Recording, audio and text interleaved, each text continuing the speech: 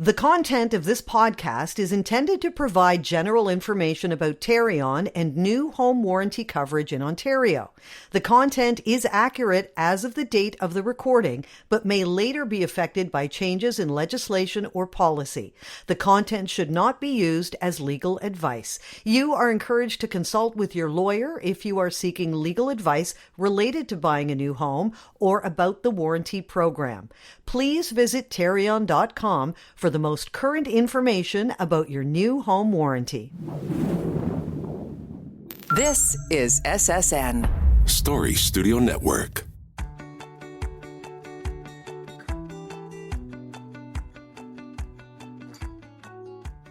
You are the proud owner of a new home or condo in Ontario. You know there is a warranty that comes with your home, but do you know how it works? Does the warranty begin once you've moved into your home, or is there coverage before you take possession? What if you make changes to the builder's original work? Does that affect your warranty? Welcome to Unpacked, a Tarion podcast about the new home journey in Ontario. By law, all new homes built in Ontario are provided with a warranty by the builder.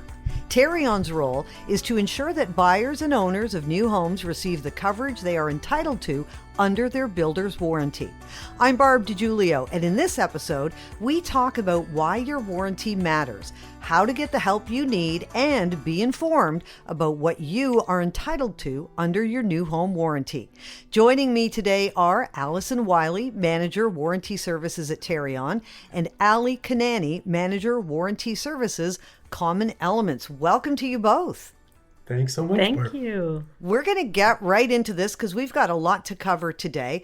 I'm going to start with Alyson. I want to talk about the kinds of warranty protections that are there before a buyer takes possession. Can you tell me about some of those?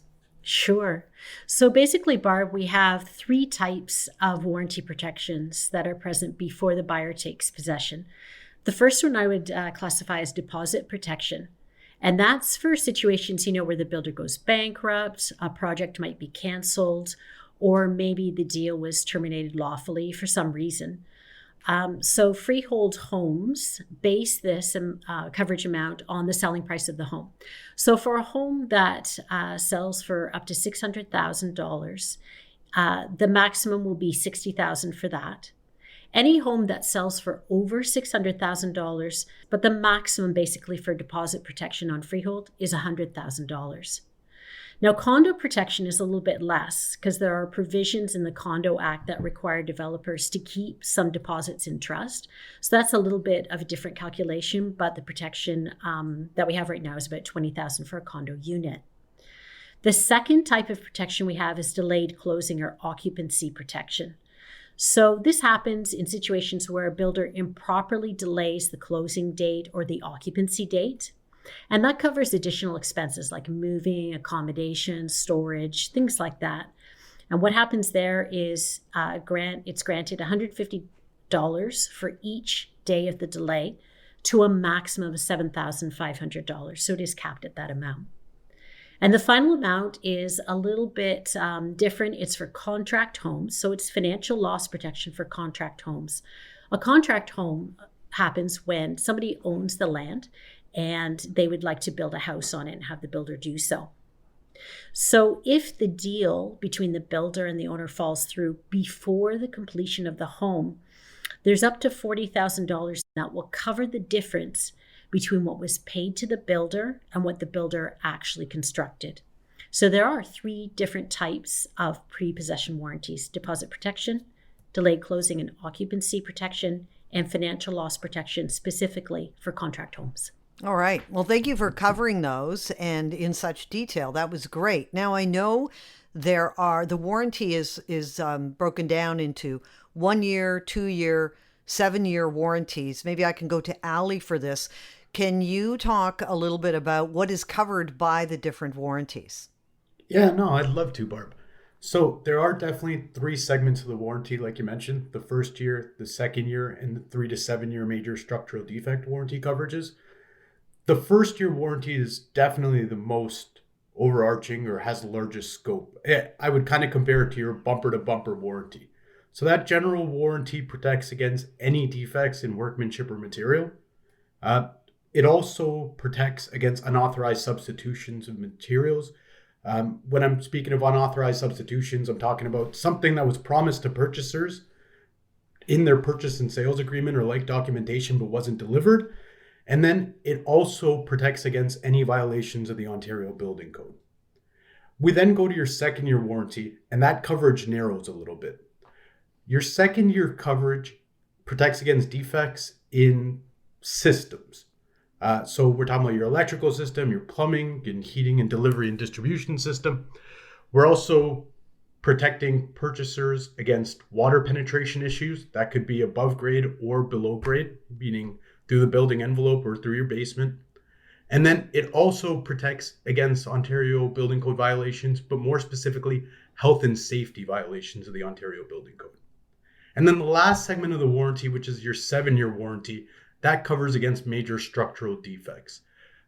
Just by the name itself, structural failure is a large component of that warranty. And then second to that comes any defect that could stop a unit owner from enjoying the use of that home itself, whether that be like hazardous substances such as mold or radon.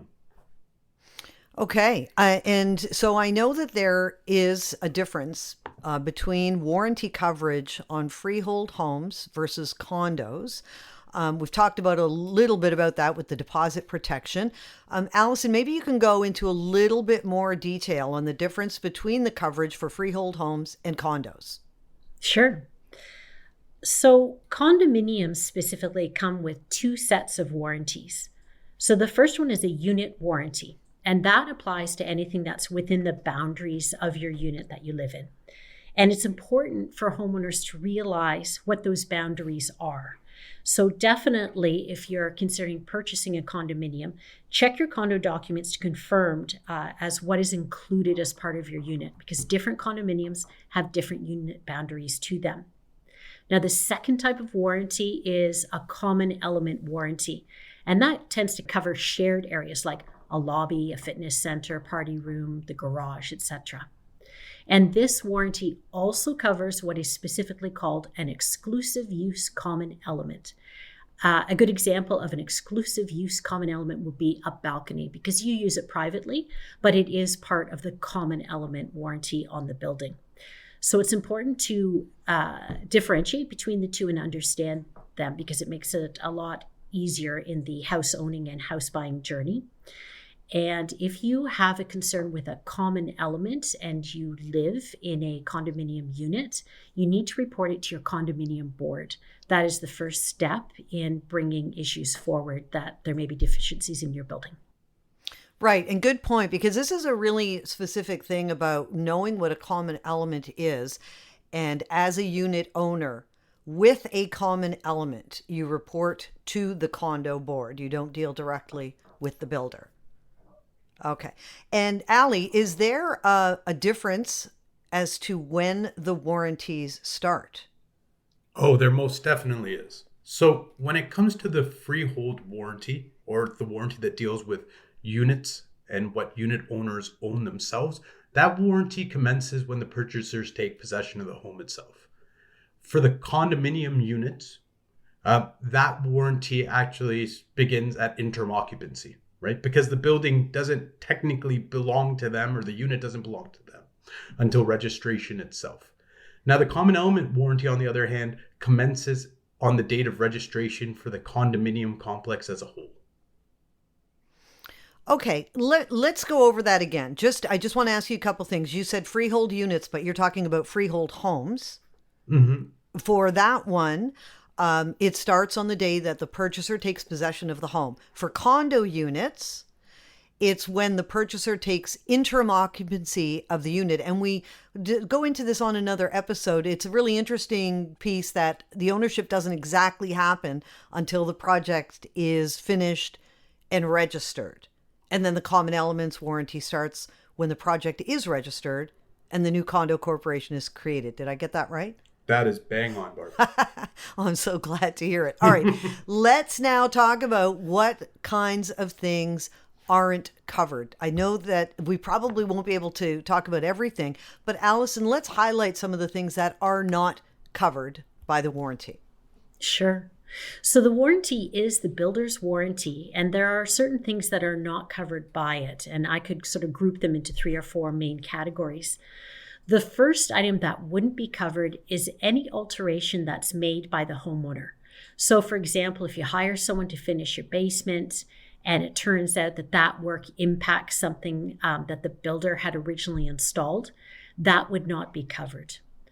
Second thing is an item like secondary damage. So say you have water penetration through the windows and it ends up damaging your furniture, your carpet.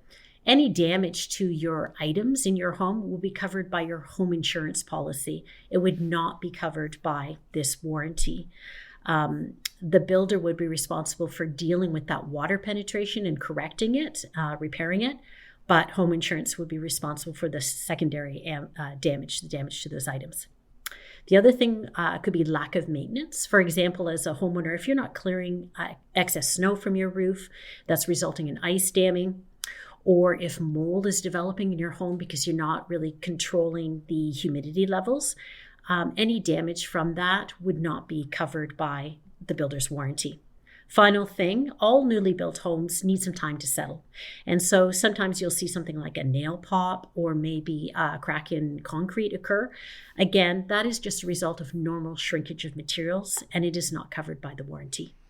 Is there a time frame for houses settling that you can say, okay, well, by this year mark, it would have happened? I don't know if you know the answer to that. I'm just sort of wondering.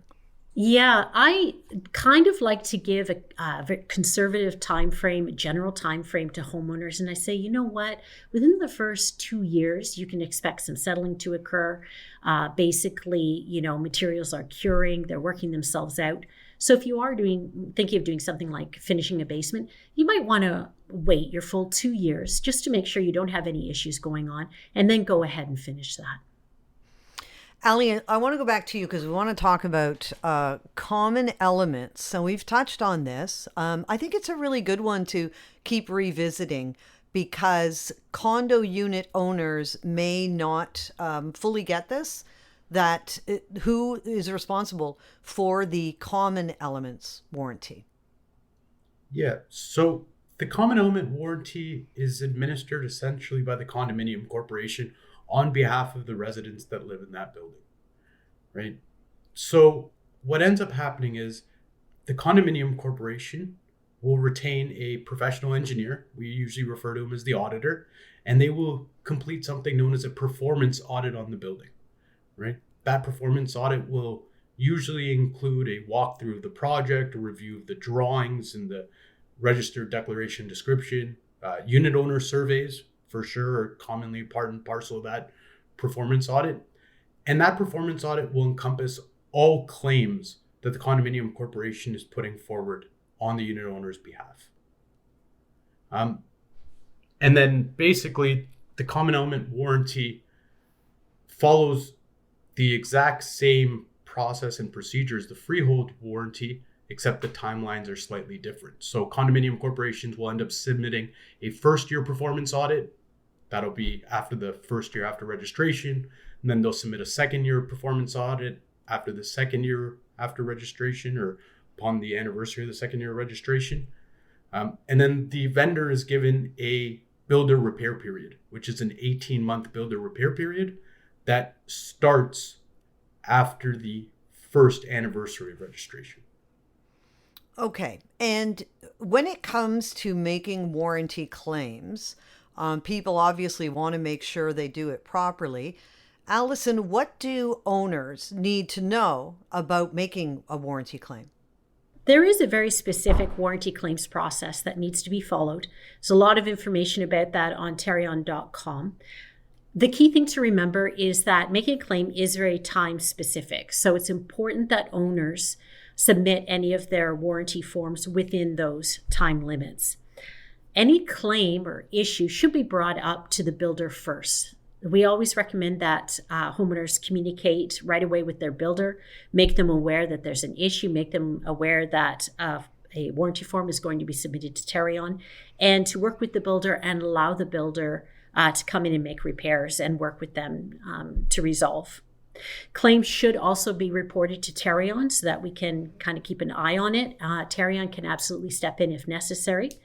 But again, the timelines come into play there. So once a warranty claim form is submitted to Tarion, Tarion must allow the builder a certain time frame to do repairs before we can come out and sort of get involved with the item. So again, the importance of working with the builder is underlined there. Finally, Tarion has a portal called the My Home Portal, and it's a very great, convenient resource for homeowners to use to submit their claims. You can do it all online in real time. Once that claim's submitted, we allow a builder repair period to occur, and then we can follow up on the item and assist the homeowner further if necessary. Does Tarion ever have to remind homeowners that, these are the steps that you need to go through? Because I can imagine if I were in that position, I'd probably be a little bit impatient. Just somebody help me. Sure. Yeah. And I mean, the important thing to remember, and again, there's more information on Tarion.com, but if there is an emergency, for example, water is coming into the foundation or the building envelope, homeowners can feel free to contact Tarion right away. And again, their builder has, 24 hours to react to something of an emergency nature. But under the Act, it's very specific what the builder repair timelines are. And on the My Home portal, the homeowner is reminded of what those time periods are. So basically, once a claim form is submitted, the builder has 120 days in order to deal with, to have a repair period in order to deal with any items. Hopefully, the builder will act on it much, much quicker than that, but that is the timeline that we have to allow the builder before we get involved. And when it comes to the warranty, let's go into this a little bit deeper. Ali, I'm going to give this one to you. What roles do the homeowner or condo board, builder, and Tarion all play in this process? So every party has a unique role to play in the process. Starting with the homeowners, it's important that they understand the warranty coverage, how they're to be submitting claims, and an understanding of the timelines for when those claims need to be submitted. Right? They also need to appreciate that as soon as an issue does arise, they should be putting in these warranty service requests to their builder as quickly as they can. And they should make sure that the builder has the opportunity to access the home. Another important thing that gets overlooked sometimes, homeowners have to make sure that they maintain their home to keep their warranty intact. That is extremely important. When it comes to builders, well, it is their warranty, right? And it being their warranty, they must make sure that they're providing the pertinent warranty information to purchasers at the time that they purchase, right? They must also make sure that they're investigating and responding to warranty service requests as they come in, and they're resolving the valid warranty claims, right? Now, Tarion's there to backstop the builder's warranty.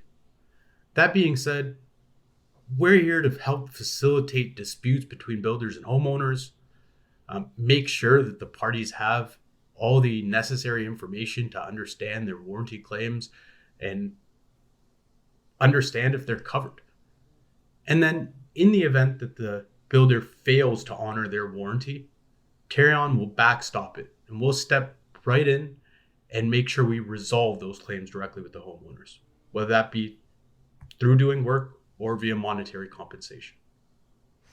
Yeah, and we also want to let people know, and again, there are, so many great episodes of this series that we cover a number of different things, but we want to remind people that builders really do want to make homeowners happy. So hopefully in many cases, the issue can be resolved without Tarion having to backstop it. But there will be situations where Tarion will get involved. And I think that sort of message, Ali, is, we're here for you if you need us. I think that's bang on. Truthfully, in my experiences, I'm going to say 95, if not 99% of builders want to meet their warranty obligations, right? They promise something to purchasers. They have reputations, and truthfully, they want to make their customers happy. But inevitably, there are times that issues arise or things aren't perfect or something may even fall through the cracks. And if that's the case, Tarion is there to help both parties and hopefully get whatever that claim is to resolution. Okay, but before we go, and I want to ask you guys for some final thoughts on this, but I want to go over some of the highlights of what we have been talking about on this episode regarding the warranty. And I'll just quickly go through some of them. We've been reminding people throughout the series that the warranty is provided by the builder and not by Tarion. Tarion's role is to step in and help when you and your builder cannot work out whatever the issue is. We talked earlier about warranty coverage pre and post possession. All kinds of great information on the Tarion website to find out more. If you do make changes to the builder's original work, and Alyson brought up, finishing the basement and something that affects the builder's original work, this could affect your warranty coverage. There's a process that needs to be followed, including timelines. And My Home, Tarion's online tool, is great for managing warranty claims.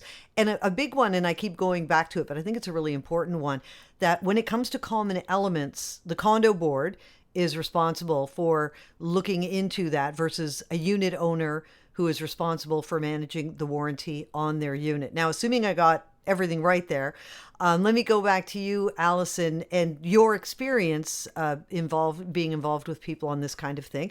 What would be your final words of advice or a point you wanted to make to our listeners? My word of advice would be to kind of get everything in writing from your builder. If there's any kind of agreement that you're entering into or any kind of promises that you think the builder is making, definitely get that in writing from them. As well, take a look at Tarion.com, a lot of great information there.